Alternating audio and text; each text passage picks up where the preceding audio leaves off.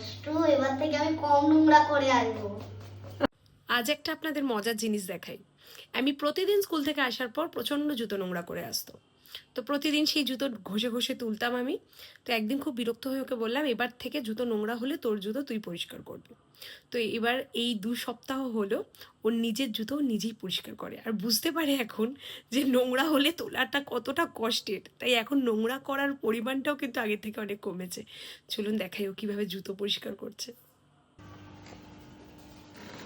বাবা, কি করছিস?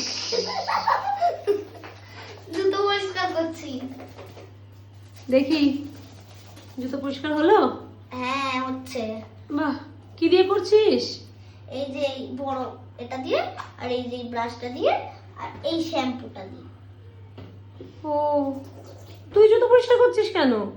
আমার মা বলেই দিয়েছে যে এবার থেকে তুই যখন নোংরা করে আসবি তুই কিন্তু কাচবি। কেমন লাগছে কাজটা? কি কষ্ট, এবার থেকে আমি কম নোংরা করে আসবো। জব্দ হয়েছে এবার।